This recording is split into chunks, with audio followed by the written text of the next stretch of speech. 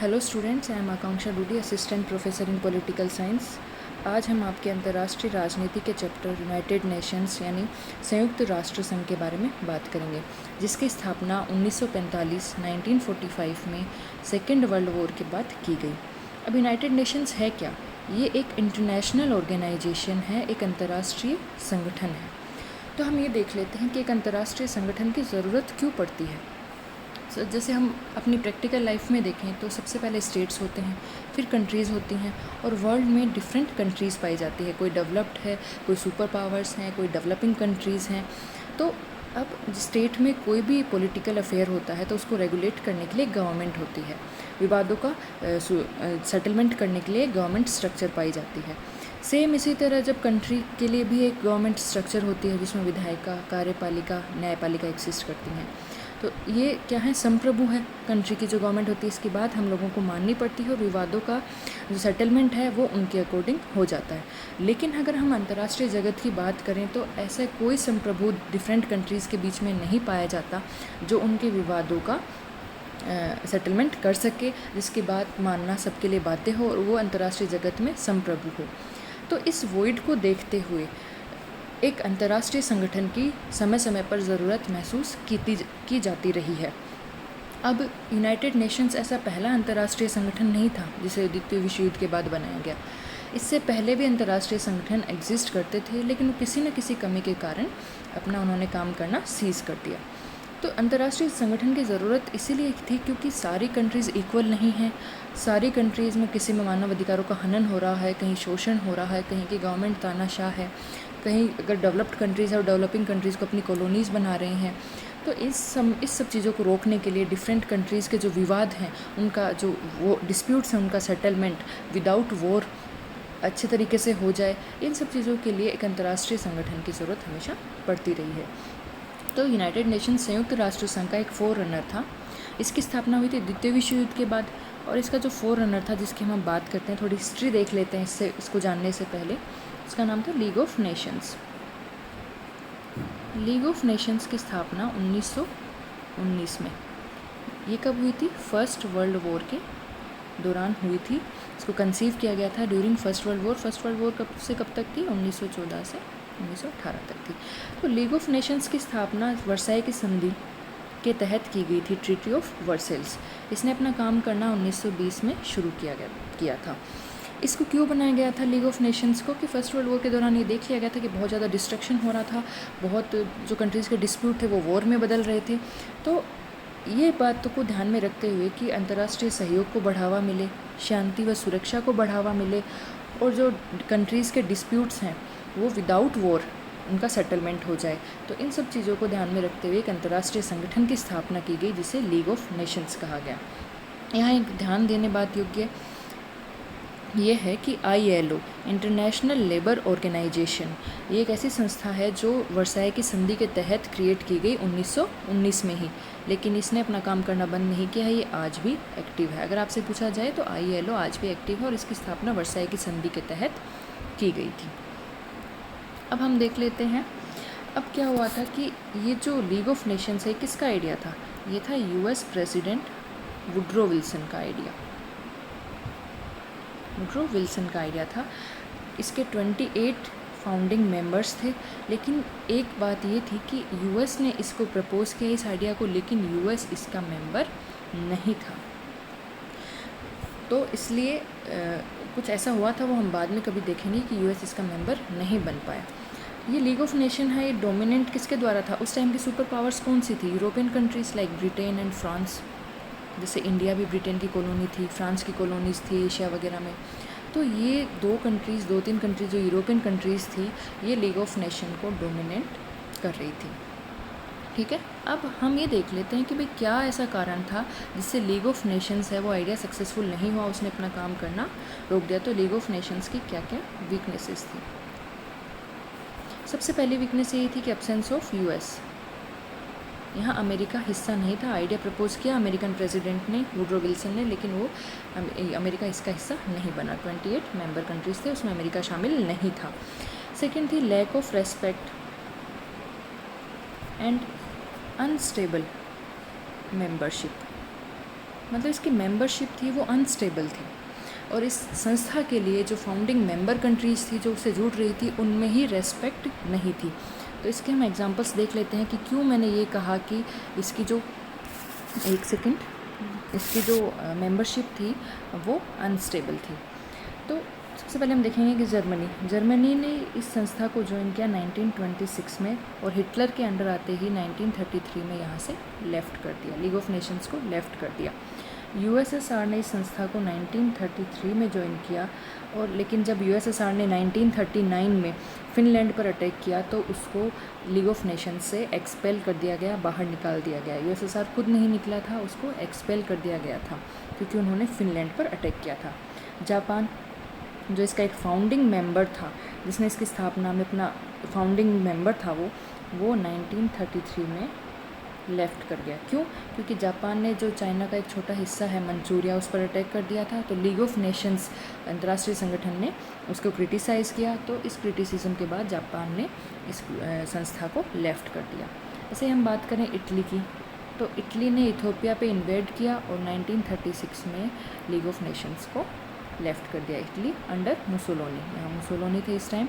1936 में उन्होंने इथियोपिया जो अमेरिकन कंट्री है उस पर इन्वेड किया, तो इन्होंने फिर लीग ऑफ नेशंस को लेफ़्ट कर दिया।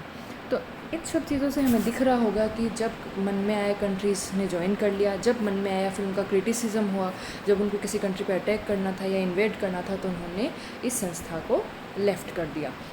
तो ये शो करता है कि यहाँ पर इस संस्था के लिए लैक ऑफ रेस्पेक्ट थी और इसकी अनस्टेबल मेंबरशिप थी। ये दो वीकनेस हो गई। अगली क्या थी कि मैंने बताया था कि इसमें डोमिनेंट कंट्रीज़ कौन थे? Britain and France. उस टाइम की सुपर पावर्स यही थे। तो अब ये सब कुछ देखते हुए भी कि अग्रेसर्स अटैक कर रहे हैं दूसरी कंट्रीज़ पर, फिर भी ब्रिटेन और फ्रांस चुप थे, वो उनको कुछ भी नहीं कह रहे थे। लीग ऑफ नेशंस के द्वारा कोई भी ठोस एक्शन नहीं लिया जा रहा था। अब ऐसा क्यों था? क्योंकि आपने देखा होगा 1929 में आर्थिक मंदी आई थी, वैश्विक आर्थिक मंदी, मैंने कोल्ड वार में बताया है। तो उसने सारे जो विश्व के कंट्रीज़ थे उनको अफेक्ट किया, खासकर कैपिटलिस्ट कंट्रीज़ को। तो उसमें ब्रिटेन और फ्रांस भी अफेक्ट हुए, आर्थिक मंदी का शिकार हुए। तो वे अब मिलिट्री एक्सपेंडिचर करना नहीं चाहते थे, अब वे हथियारों पर और खर्चा करना नहीं चाहते थे। आर्थिक हालत ऐसी नहीं रही थी। तो अब क्या हो रहा था कि अगर कोई भी एग्रेसर था, कोई भी कंट्री दूसरे कंट्री पर अटैक कर रहा था, तो लीग ऑफ नेशंस सिर्फ वर्बली उसको क्रिटिसाइज़ कर रहा था, बोल के क्रिटिसाइज़ कर रहा था। उसके द्वारा कोई ठोस एक्शन, कोई जैसे अपनी फ़ौज भेजना, हथियारों को यूज़ करना, ऐसा कुछ भी नहीं किया जा रहा था। तो वर्बल क्रिटिसिज्म का इतना असर हो नहीं रहा था। और अगर क्रिटिसिज्म किसी कंट्री का हो रहा था, फॉर एग्जांपल जापान का हुआ, तो उसने क्या किया? इस संस्था को छोड़ दिया। एक वीकनेस इसकी ये भी थी। ठीक है, अब अगली वीकनेस क्या थी? सबसे बड़ी weakness, second world war. First world war के बाद इसको बनाया गया था ताकि आगे वॉर ना हो, डिस्प्यूट्स विदाउट वॉर सेटल हो जाएं, लेकिन ये सेकेंड वर्ल्ड वॉर को होने से नहीं रोक पाई। कब हुई थी? 1939 से 1945 तक चली, जिसमें 72 मिलियन पीपल वर डाइड। इतनी ज़्यादा हानि हुई थी जान की, और जो यूरोपियन कॉलोनियल एम्पायर थे वो कोलैप्स हो गए थे। इसका मतलब क्या है कि जो ब्रिटेन था, फ्रांस था, उनकी जो कॉलोनीज़ थी एशिया में, अफ्रीका में, लैटिन अमेरिका में, अब वो सेकेंड वर्ल्ड वॉर के बाद इतने ज़्यादा आर्थिक रूप से आहत हो चुके थे कि वो अब कॉलोनीज़ को रख पाने में सक्षम नहीं थे। तो उन्होंने उनको आज़ादी दे दी, अपनी कॉलोनीज़ हटा दी, तो पूरा जो कॉलोनियल एम्पायर था वो कोलैप्स हो गया था।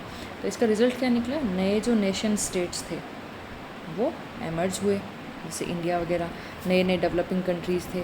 तो अब और एक इम्पॉर्टेंट चीज़ क्या थी? US and USSR became two major super powers after second world war. Before that कौन थे? यूरोपियन जो कंट्रीज़ थे वो सुपर पावर्स थी, लेकिन उनका सेकेंड वर्ल्ड वॉर के बाद वो सुपर पावर की स्टेटस मेंटेन रखने में कामयाब नहीं रही। तो यूएस एंड यूएसएसआर दो नई सुपर पावर्स एमर्ज हुई। तो ये सब, अब league of Nations was a complete failure, क्योंकि फर्स्ट वर्ल्ड वॉर के बाद उसको बनाया गया ताकि फ्यूचर में वॉर ना हो, लेकिन सेकेंड वर्ल्ड वॉर हुई तो उसको रोक पाने में कामयाब नहीं रहा। तो इसके बाद इसने 1946 में अपना काम करना बंद कर दिया। तो अब ये देखा गया कि जो पहले तो कॉलोनियल एम्पायर्स थी, जो विश्व का स्ट्रक्चर था वो अलग था। अब एक नया ढांचा सामने आया था, उसमें डेवलप्ड कंट्रीज़ थी, डेवलपिंग थी। सेकेंड वर्ल्ड वॉर से कई कंट्रीज़ बिल्कुल र्यून हो चुकी थी। तो अब इस नए जो अंतर्राष्ट्रीय स्ट्रक्चर था, इंटरनेशनल स्ट्रक्चर था, उसके लिए एक नया अंतर्राष्ट्रीय संगठन चाहिए था। तो वो किसके रूप में सामने आया? यूनाइटेड नेशंस ऑर्गेनाइजेशन यानी संयुक्त राष्ट्र संघ के सामने आया, के रूप में सामने आया। एक सेकेंड। उसके बाद अब क्या हुआ कि यूनाइटेड नेशंस ऑर्गेनाइजेशन के बारे में हम थोड़ा बात कर लेते हैं। इसकी स्थापना कब हुई थी? 24 अक्टूबर 1945 में यूनाइटेड नेशंस ऑर्गेनाइजेशन की स्थापना हुई। इसके फाउंडिंग मेंबर्स थे 51 कंट्रीज़, लेकिन ध्यान रखना कि स्टार्टिंग में सिर्फ 50 कंट्रीज़ के ही साइन हुए थे। पोलैंड इसमें शामिल नहीं हुआ था क्योंकि पोलैंड में नए नए इलेक्शन हो गए थे, पर जो सरकार थी उसने अपना काम करना शुरू नहीं किया था, तो इसलिए उसका कोई गवर्नमेंट का रिप्रेजेंटेटिव वहाँ नहीं पहुँच पाया था। तो पोलैंड के लिए जगह खाली छोड़ दी गई थी और पोलैंड ने यहाँ पर बाद में साइन किए थे। तो 50 कंट्रीज़ ने ही साइन किए, पोलैंड बाद में शामिल हुआ, तो टोटल 51 कंट्रीज़ थे। अब इसके बारे में थोड़ा सा हम देख लेते हैं कि आज के दिन कितने हैं। पहले 51 थे, प्रेजेंट में 193 कंट्रीज़ इसके मेंबर हैं। लेटेस्ट कौन है? साउथ सूडान, जो कि एक अफ्रीकन कंट्री है, वो लेटेस्ट इसका मेंबर है। जुलाई 2011 में इसका मेंबर बना था। तो अब प्रेजेंट में कितने कंट्रीज़ हो गए? 193 कंट्रीज़ हैं। ठीक है, इसका हेडक्वार्टर कहाँ है यूनाइटेड नेशंस का? न्यूयॉर्क में। न्यूयॉर्क में इसका हेडक्वार्टर है। 193 इसके मेंबर्स हैं। अब इसको बनाया क्यों गया? इसलिए बनाया गया ताकि अंतर्राष्ट्रीय शांति व सुरक्षा बनी रहे, शांति व सुरक्षा बनी रहे, सामाजिक व आर्थिक विकास हो और मानव अधिकारों की रक्षा हो सके। ये देखा गया था कि सेकेंड वर्ल्ड वॉर के दौरान मानव अधिकारों का हनन हो रहा था, जो डेवलपिंग कंट्रीज़ थी वहाँ पर मानव अधिकारों का शोषण हो रहा था। तो इन सब को रोकने के लिए इस संस्था को बनाया गया ताकि अंतर्राष्ट्रीय शांति, सुरक्षा, सभी देश सुरक्षित महसूस करें, सभी देशों का सामाजिक व आर्थिक विकास हो और मानव अधिकारों की रक्षा की जा सके। अब इसके टोटल ऑर्गन्स कितने हैं? 6 हैं। तो इसके बारे में हम बाद में देखेंगे। तो आज हमने देखा कि यूनाइटेड नेशंस का जो जनरल नॉलेज हमारे लिए ज़रूरी है वो क्या है कि एक अंतर्राष्ट्रीय संगठन है, 1945 में फाउंड किया गया था। क्या एम थे? ये इसके एम थे और इसके 6 ऑर्गन्स हैं। हेडक्वार्टर न्यूयॉर्क में है। शुरुआत में 51 थे, आज 193 कंट्रीज़ हैं। लेटेस्ट कौन सा है? साउथ सूडान, जो कि एक अफ्रीकन कंट्री है, जुलाई 2011 में इसका मेंबर बना था। उसके बाद इसका फोररनर था लीग ऑफ नेशंस, उसके बारे में हमने बात की। अगली बार हम देखेंगे कि ऐसे कौन से इवेंट्स थे जिनसे धीरे धीरे करके यूएनओ था वो एक्सिस्टेंस में आया।